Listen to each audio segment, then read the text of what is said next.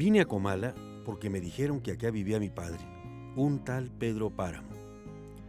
Con esas 15 palabras, Juan Rulfo da inicio a su obra maestra y en el proceso inicia también una de las mayores revoluciones en la literatura mexicana. Porque los textos de Rulfo no solo obligaron a México de 1955 a reflexionar sobre su verdadera condición.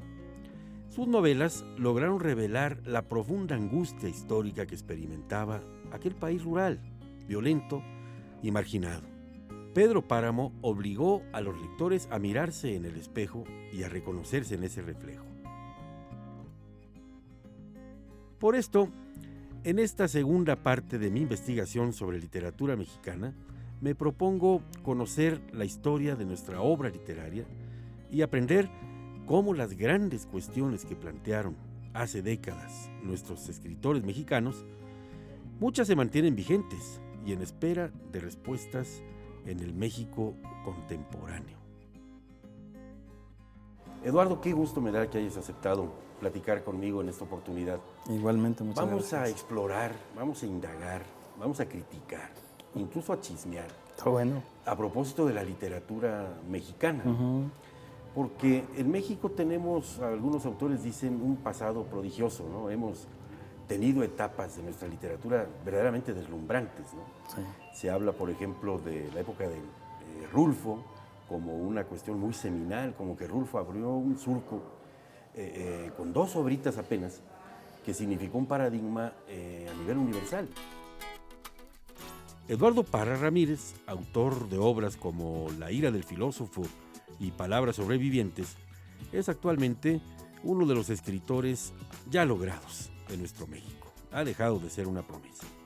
Estamos a punto de conmemorar el 100º aniversario del nacimiento de Octavio Paz, otro mexicano universal, que para mi gusto, pues no solo en el ensayo, en la novela, sino tiene una poesía verdaderamente prodigiosa el maestro Paz, que es lo que a mí más me gusta de su obra. Claro. Pero un poco eso es el pasado, ¿no lo crees, Eduardo? Son nuestras glorias nacionales, no tenemos por qué obviar que estamos ni más ni menos que en la librería Elena Garro, otra autora mexicana también de fuste y fusta, como dicen por ahí.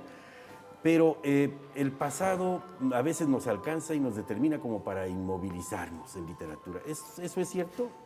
Yo creo que en el caso de estos 2 autores en particular, yo creo que son 2 autores que permanecen muy vigentes por los alcances y los profundos significados de sus respectivas obras. Pero es cierto que también el anclaje en esta reverencia del pasado un poco nos opaca, nos impide ver quiénes son los escritores que están pues ahora surgiendo y que se están incorporando a la tradición y que están dejando también obras importantes. Casi podría decirse quiénes son los escritores que en un futuro, sin afán de profecía, van a ser lo que son representativos de estas nuevas generaciones, ¿no? Ya. Y desde luego que los hay.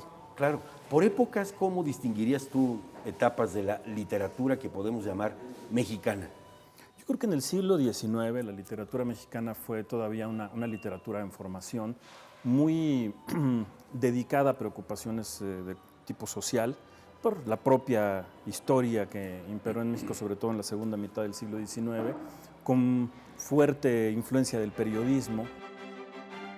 Aún finalizada la etapa colonial, en México se dieron pocos intentos para crear una auténtica literatura nacional, en gran parte debido a la turbulencia política del siglo XIX.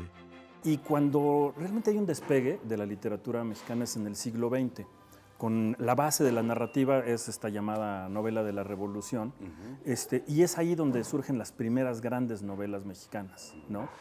Los grandes autores, los grandes narradores, Mariano Azuela, Martín Luis Guzmán, Agustín Yáñez, etc. Pero bien pronto también se despuntan algunos autores que no estaban tan definidos en la preocupación social histórica. Autores de una obra difícil de definir, de una obra rara, en donde lo mexicano no estaba en el centro. Por ejemplo, Julio Torri, Por ejemplo, el propio Juan Rulfo, a pesar de que sea tan divulgado como un autor que refleja el Bajío, realmente lo que está reflejando Juan Rulfo en sus obras es el infierno en la tierra, todos estos personajes límbicos atrapados en una circunstancia espiritual de la que no pueden salir. Es una literatura en donde México no está tan en el centro como se dice. Arreola, que despliega una literatura que francamente mira el absurdo que se está dando en la literatura europea, quiero decir, la literatura del absurdo que se está gestando en Europa. Guadalupe Dueñas, Efrén Hernández. Es decir, también hay un conjunto de escritores que están preocupándose por otras cosas, por otro tipo de reflexiones. Claro. Y es ahí donde se gesta, yo creo, esta fuerza de la narrativa mexicana.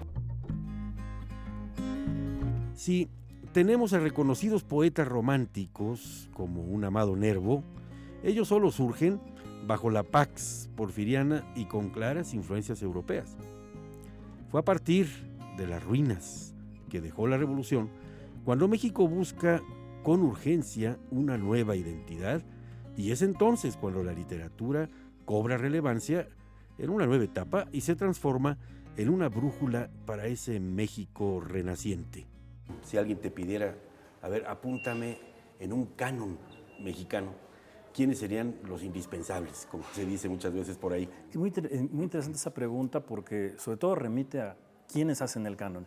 O sea, desde luego que hay un canon que existe desde la versión del Estado mexicano, también desde la versión de la academia, de la industria editorial, y desde luego que en ese canon están las grandes figuras. En ese canon está, desde luego, Octavio Paz, está Juan Rulfo, está Juan José Arreola, está López Velarde en la poesía, Jaime Sabines, etc. Pero también hay un canon con el que los escritores y los lectores digamos, los lectores avesados en la literatura mexicana sostienen un diálogo, y yo ahí pondría autores que no son tan divulgados y tan conocidos. Por ejemplo, creo que en ese canon estaría Juan Vicente Melo, que es un autor poco visitado por la dificultad, por la complejidad de su trabajo literario. La novela La obediencia nocturna es una de las grandes novelas que se escribieron en México, y diría todavía más que se escribieron en el idioma, pero dada su complejidad, su dificultad para penetrar ese discurso tan turbio, tan oscuro, no ha sido una novela tan visitada. Francisco Tario es un autor que ahora se ha estado ya, digamos, reconociendo, visitando su obra. Han aparecido ya ediciones de su obra, pero durante muchos años fue un autor prácticamente secreto, un autor olvidado. Era muy difícil conseguir los libros de Francisco Tario. La novela Aquí abajo no se conseguía desde la edición de los años 40 hasta la recentísima edición que hizo Conaculta en la colección Singulares. Duró muchísimo tiempo. ¿Y fueron como flashazos en la sombra? En el sentido de que no son, como dices, muy visitados ahora, tampoco fueron muy conocidos en su tiempo. Muy poco, fue muy poco conocido. Guadalupe Dueñas es una autora también muy poco conocida. Inés Arredondo, yo la mencionaré como parte de ese canon. Hay un autor extraordinario, espléndido, que sí forma parte de las antologías, que es José Revueltas, que yo lo pondría en uno de los primerísimos lugares de este canon mexicano, de este canon de narradores importantes. México ya no es el que fue hace un siglo. Y es posible que quizá para muchos lectores contemporáneos, El Llano en Llamas, Pedro Páramo, les parezcan vestigios de una época que jamás volverá.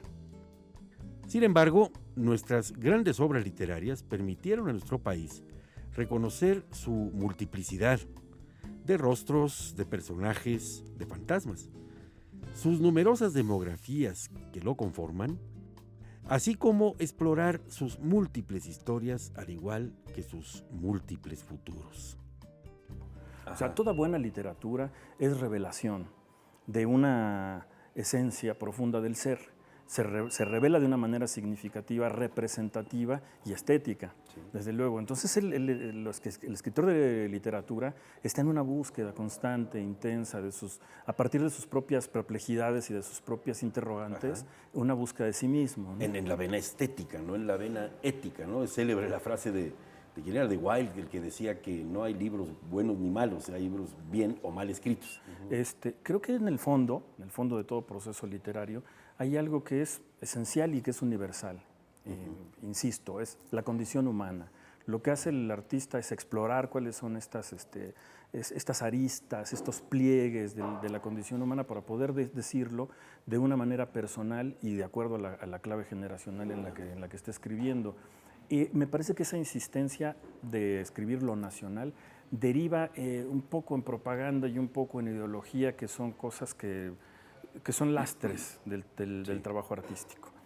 Ha sido verdaderamente ilustrativa la plática contigo. A mí también, A mí me abriste muchas claves que yo tenía más o menos ahí cerradas o ocultas, por lo cual te agradezco cumplidísimamente y siempre es muy fructífero platicar con alguien tan inteligente. Muchas gracias. No, al contrario, gracias por la invitación. Un literato. Un placer. Mi querido Eduardo, Gracias. muchísimas gracias. Gracias.